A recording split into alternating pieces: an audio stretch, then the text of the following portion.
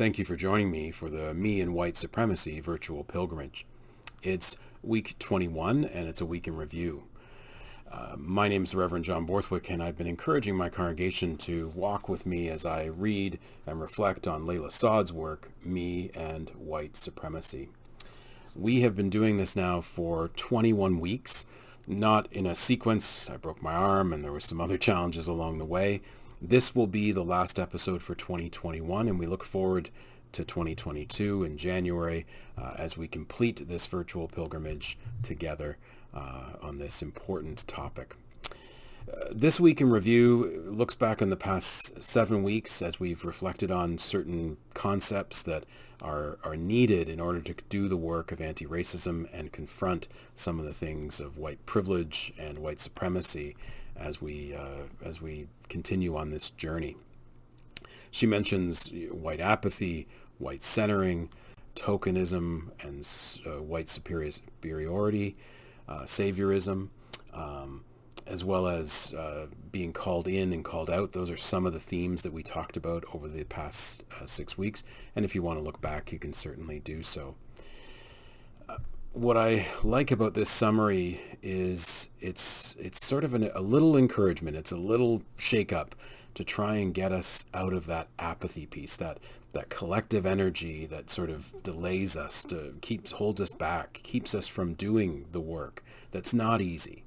But this is a kind of encouragement. And she references a Maya Angelou quote that says, "Do the best you can. Do the best you can until you know better. Then when you know better, do better." I think that's a wonderful way of expressing what we are trying to do as a part of this journey and this virtual pilgrimage.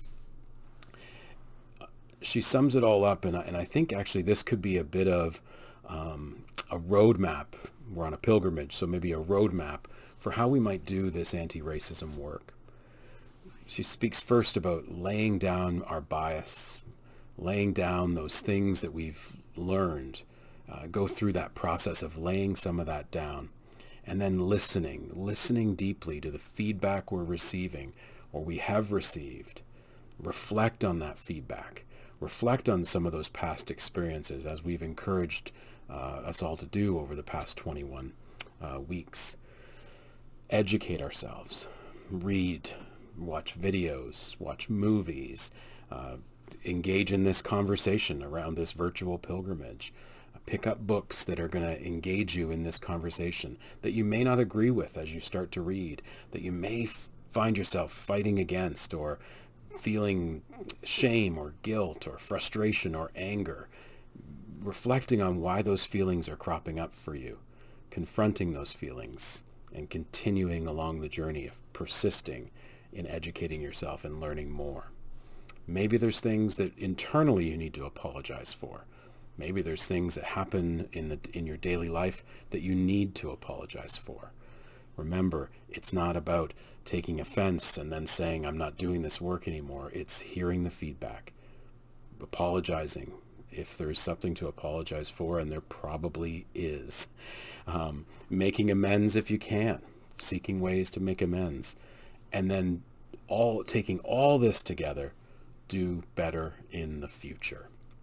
I'm so pleased that you've joined me through a fairly significant part of 2021 to engage in this work. We are almost at the end of this virtual pilgrimage, and I thank you for accompanying me and for all those who've been a part of my reflection as we've been on this virtual pilgrimage together.